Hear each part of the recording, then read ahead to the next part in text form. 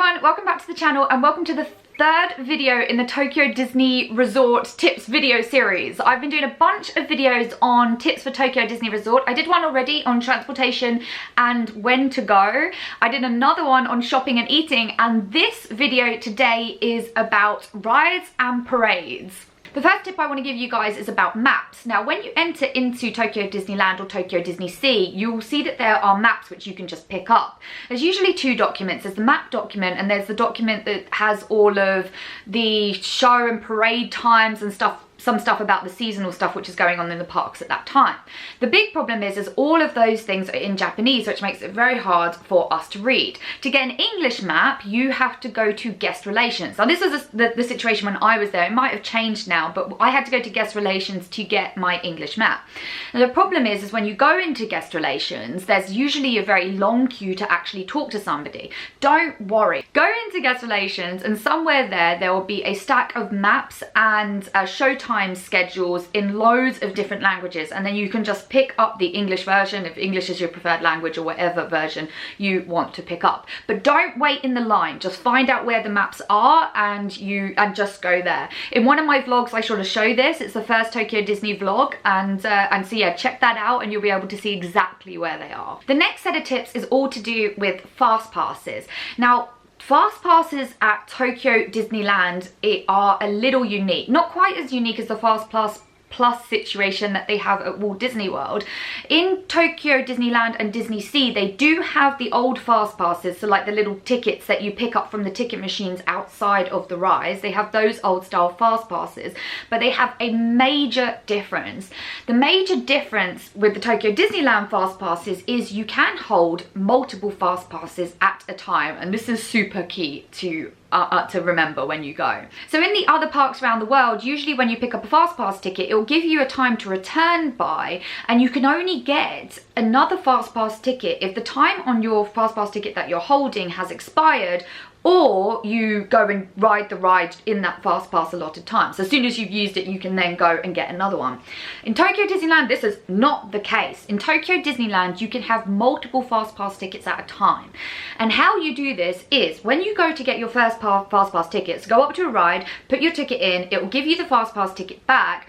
It will say the time that you're allowed to come back in, and way at the bottom of the ticket, it will tell you what time you can get another Fastpass. This is key to remember because some of the rides in Tokyo Disneyland almost only operate with Fastpasses. So my favourite day when it comes to Fastpasses at Tokyo Disneyland is to get in the park, get a Monsters Inc. Fastpass.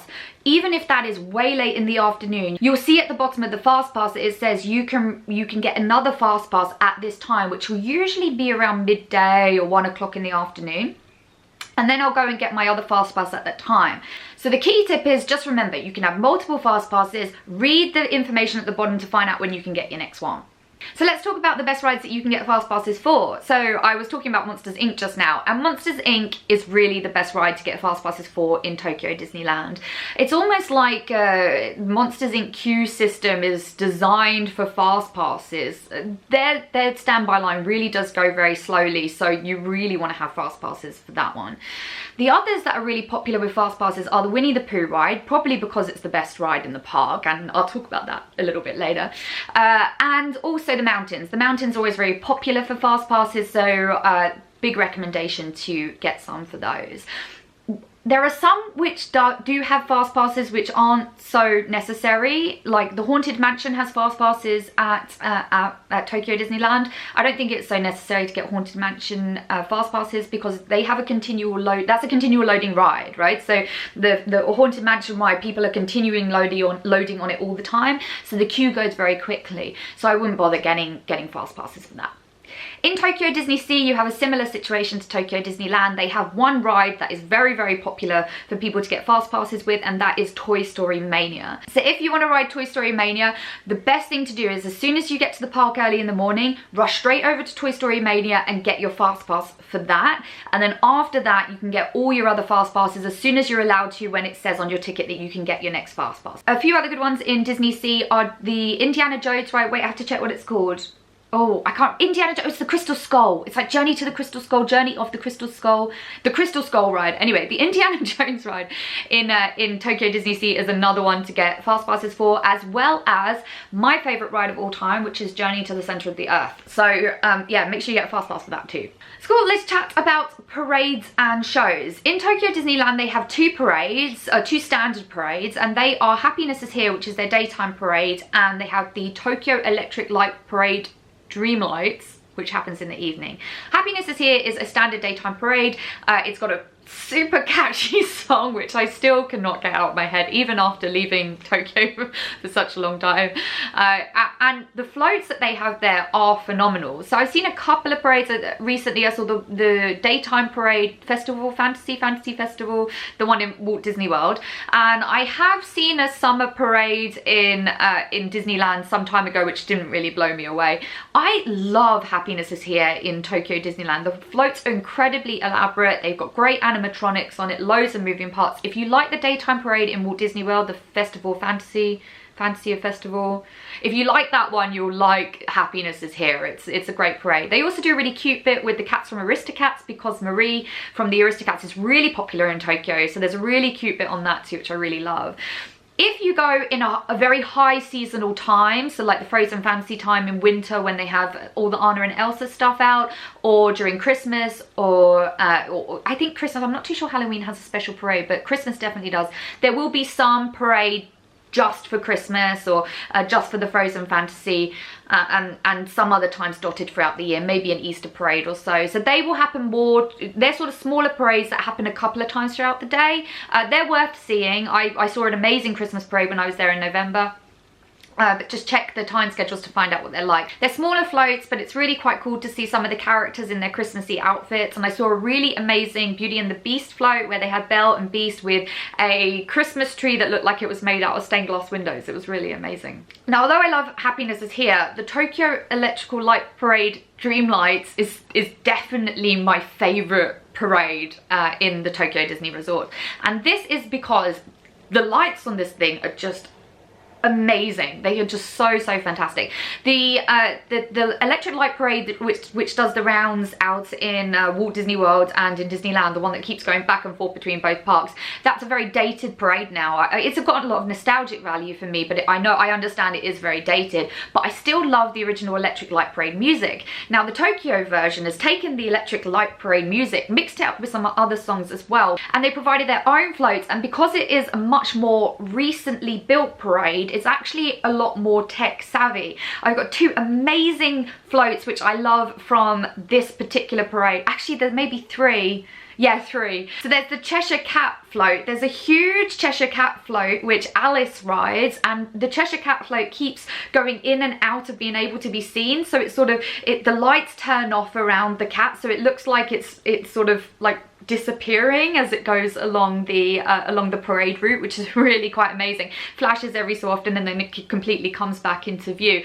Another one of my favorite floats is one of the ones at the end which has a few characters on it, like Stitch, and I think some of the like Huey, Dewey and Louie might be on that float, or Chip and Dale one. But that's the one where the float changes from being black and white into being in color, with the Small World music mixed over the Electric Light Parade music. That is awesome. I love that. But finally, my favorite float from the Electric Light Parade is the Genie float. So the Genie float is almost like he's got little LCD lights on him, and he sort of reacts like a screen. So remember in Aladdin when the Genie sort of turns into loads of different characters throughout the film, this Genie float does that. He turns into Peter Pan at some time, or Mr. Smee. I think he does turn into the Cheshire Cat sometime, and one time he goes completely black and fireworks go all over him. So he's just constantly changing, and then you've got his Japanese voice, which is awesome, and that float is just unbelievable. It's definitely my favorite float. So I really love the Electric Light Parade, so make sure you go and see it. So Tokyo Disney does have a castle projection show, very similar to the castle projection shows that is at Paris. I think there was it was called Dreams, wasn't it, at Paris? And then in Walt Disney World, I can't remember exactly what it's called, Color something. But anyway, you know, the standard castle projection shows that has a few fireworks and projections of a story on the castle. Tokyo Disneyland has one of those, and I think the Tokyo Disneyland version is actually going over to Florida now. The Tokyo Disneyland version version is called Once Upon a Time. It tells the story of Mrs. Potts and Chip. Mrs. Potts is telling Chip a bunch load of stories, of Disney stories, to get him to go to bed. So she tells him the story of Beauty and the Beast, obviously, which is the main part of the show. Also of Peter Pan. That bit's beautiful because they put Big Ben, they project Big Ben onto the castle and then they fly off to Neverland. There's a bit from Tangled in there as well, and Winnie the Pooh and Alice in Wonderland. It's very, very good.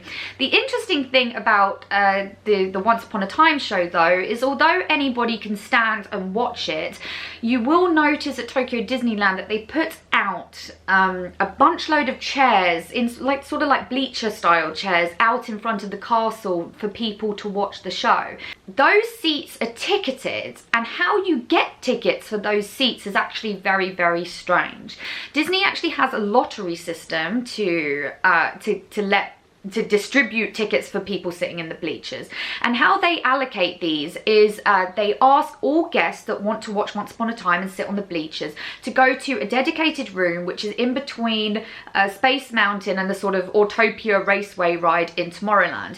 When you go into that room, and it doesn't matter what time you go because the machines there are allocated to distribute tickets throughout the day, so it doesn't matter, you don't need to rush there early in the morning. But when you go there, you'll see a bunch load of machines. Pick a machine, and then you and your party, so everybody who you want to watch Once Upon a Time with, puts their tickets into the machine. Once you've done with that, you then select which time you want to watch Once Upon a Time, and if it's only on for once that day, then you just select that time. Then the machine will sort of tick over a little bit, just a few seconds, and then it will let you know whether you've been successful and you've got tickets, or whether you've not been successful and they will just tell you, I'm sorry, you know, that's it, you haven't got them this time. I have to let everybody know that it's very, very unlikely that you're going to be successful. There's thousands of people which go into the park every single day, and there's only about a couple of thousand of these bleacher tickets. There's not many of them, so don't be too disappointed if you don't get the tickets. Not many people will.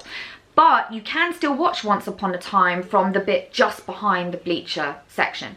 I'm not massively into the way that they do this. It's not my favourite thing about Tokyo Disneyland at all. It just is the situation.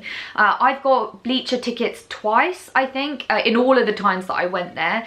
And it was great because you were sitting down and had this beautiful view of the castle, but I still think I'd prefer it to just allow everybody to access that space. In any case, the best tips for this is don't worry about running to the lottery room at you know, very, very early in the morning. It doesn't matter what time you turn up there. You know, take your tickets, good luck. If you get it, it's amazing. If you don't worry about it. It's not very likely that you will get it. So just before Once Upon a Time, you should see the fireworks show, which is called Happiness on High. I think it's a shorter fireworks show than in some of the other parks around the world, but it's pretty cool. And if you stand just to the right of the castle, you get a pretty good view of the castle with the fireworks that just pop up over the left-hand side. So you get some really great shots there if you're a photographer, so that's pretty cool. Other than the fireworks and Once Upon a Time and the Electric Light Parade, there is one other very great, I was going to say very fantastic, I'm probably giving it away now. There is one other fantastic nighttime spectacular show that's in the Tokyo Disney Resort, and this one is actually in Tokyo Disney Sea, and it is Fantasmic. So Fantasmic is one of my favorite shows. I love it in Walt Disney World and I loved it in Disneyland as well. The Tokyo Disney Sea version is phenomenal. It's on par with the others. If you're a Fantasmic fan, like you will, you know, all of them are really, really great. But this one has a few extra bits which make it quite unique. And my favorite part is Maleficent's dragon. So cut spoilers if you don't want them, but Maleficent's dragon in this one is not a full dragon, it's a dragon head, and that dragon head pokes through the mirror, or like the mystic mirror. So the whole story sort of plays out, you know, with all of the villains, and eventually there's a mirror, and Maleficent's dragon head pokes through it, and it's so cool, it's so good. So now I want to talk about my favourite part in this particular video, and that is favourite unique experiences. And I've got loads to go through for rides and parades. So first, I've got notes here, so I'm just going to keep referring to them. So first of all, a favourite unique experience is Disney Sea. Disney Sea, it's almost like the Imagineers had a blank check to work on this park. The theming of it is so crazy. It's so elaborate and so detailed, and there's some very, very interesting lands there, like the very Jules Verne, you know, 20,000 Leagues Under the Sea, Journey to the Center of the Earth section, which has got these kind of, it's like you're inside a volcano with all this sort of steampunky stuff sticking out all over the place. And then you've got the lands that are sort of like Agrabah, like Aladdin's land, where there's the Sinbad ride and a few other things. And then you've got this huge ship as well. There's like this massive ship next to the Hollywood Tower of Terror. There's this huge, like a cruise ship almost. It's just crazy how much work has gone into this. So Tokyo Disney Sea has some of my absolute favorite rides, and actually my favorite ride of all time is in Tokyo Disney Sea, and that is Journey to the Center of the Earth. I love it so much. This is a bit of a surprise ride, and if you like surprises, I'll put a spoiler warning here now. Don't listen, because one of the great things about this ride was the surprise I got from it, so turn off for a little bit. So the ride starts off as a regular dark ride. It's a little bit bumpy, a little bit faster, but like a dark ride. So you go through the journey to the center of the earth that the characters took. You see sort of an underground forest, and it's all sort of blue lit and everything, and like a faraway city and this kind of thing. And at one point you get to an enemy, like a big boss enemy. He sort of shoots fire in your face, and when you see him shoot fire at your face and feel that heat on you, after that the car that you're in revs up speed, shoots you up like a spiral, and then drops you down this large sort of log flume style slide, and the rush that you get from it is crazy. Unlike other flumes where you climb up before you dip down, this one gives you absolutely no time to think. And it's just phenomenal. So you guys can stop who had your stuff on mute, but go to Journey to the Center of the Earth. Absolutely my favorite ride in any Disney park. Aquatopia is like the Autopia ride, but on water, and you have these cute little sort of, I keep saying steampunky, but they are sort of steampunky boats that you get into, and you ride around this route. You don't have to ride them, they sort of go around their own route. During the winter months, they ride around route, and they take you very close to water, so it feels like you're going to get wet, but you don't actually get wet. In the summer months though, when it's really, really hot, they change the routes. So you go straight into the water, or they redirect the water chutes so they shoot straight at you. So I've been on this ride and come off completely soaking in the summer months. In the winter months you don't get close enough to water at all. Obviously they haven't they haven't rerouted it, but in the summer months you can get completely soaked using like the ride in this ride. So if you're walking around Disney Sea and you're like, oh my god, it's hot, and it's a summer month, go to Aquatopia, and you walk out completely soaked, but you know, feeling pretty refreshed. And finally, one of the most amazing things in Tokyo Disney Sea is the Mermaid Lagoon. So the Mermaid Lagoon is a made up Atlantica. It is Atlantica, isn't it? Yeah, Atlantica from The Little Mermaid. So you know when you watch The Little Mermaid and the first time that you see Atlantica, Ariel's home, you're just like, oh my god, this is amazing. In Tokyo Disney Sea, they made it up. When you walk into Disney Sea, you'll see this big lake with this huge volcano behind it. Walk around the lake, like to the right, around the lake, and go through the volcano. See all the Jules Verne stuff, like where the 20,000 Leagues Under the Sea is and Journey to the Center of the Earth, and then keep walking through it.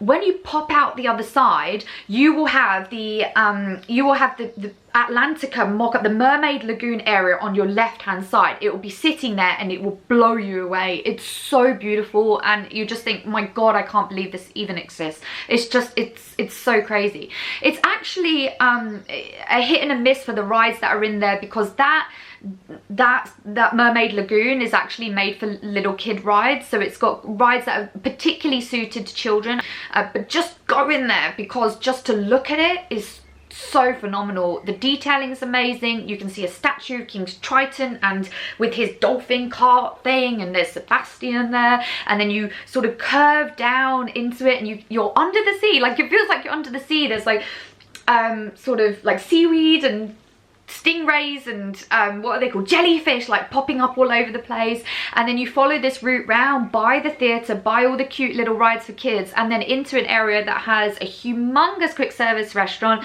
and a few shops as well, which have like special Little Mermaid stuff there as well for you to buy. It's just beautiful. So even if you don't ride anything there, just go see it. It's so good. It's so pretty. So for favorite unique experiences in Tokyo Disneyland, there's a few rides which are really quite cool.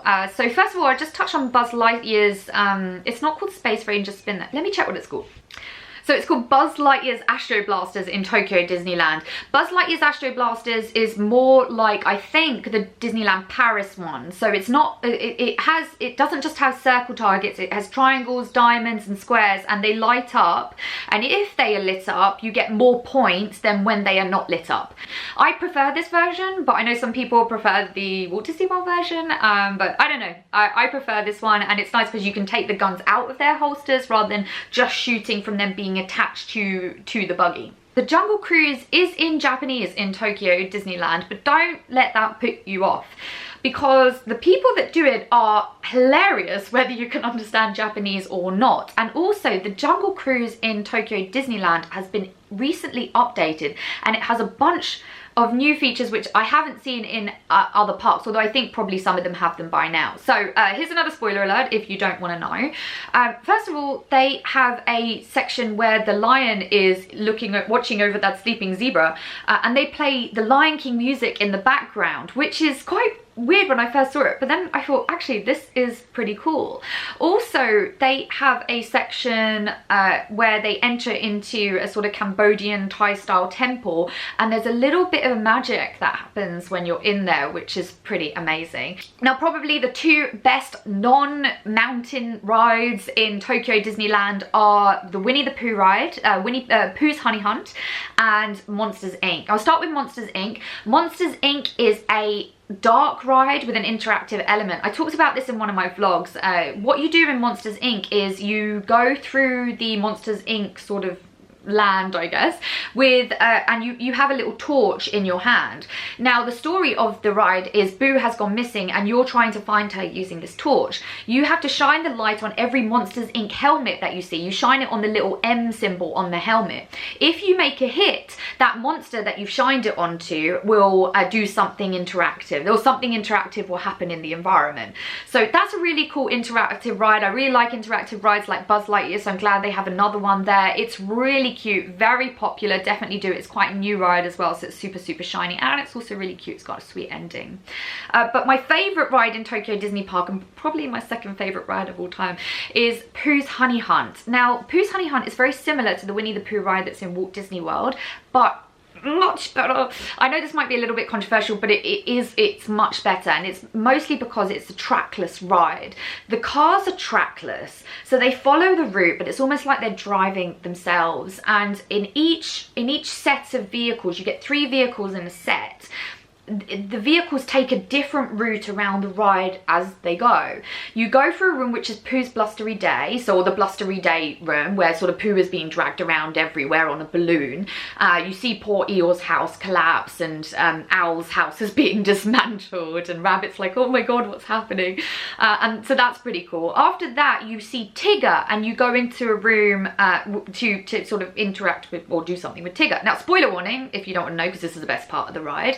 When you go into this room, I'm going to try not to move now because of people who are watching the spoilers, the Tigger starts to bounce on screens that you can see in front of you. Your car starts to bounce too. It's amazing. So you're bouncing, Tigger's bouncing, everyone's bouncing. It's so cool. After that, you go and see Pooh.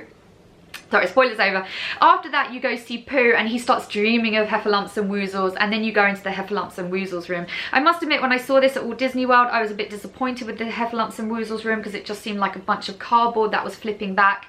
In the Heffalumps and Woozles room in Tokyo Disneyland, it's this humongous room. Because you're on a trackless car, it's going all the way around each way, back and forth, and nobody's taking the same route. A car with Heffalumps or Woozles or whoever they are starts to join into your gang, and you go through to different stations to have a different interactive experience before leaving out and seeing Pooh finally getting his honey. It's just so good. so good. All right, so that's it. That's everything to do with rides and parades at Tokyo Disney Resort. I'm going to do one more video in this series, and it's going to be about weather and clothing. If you like this series, give it a thumbs up. Thank you so much for that, and I hope to see you another time. Okay, see you guys. Bye.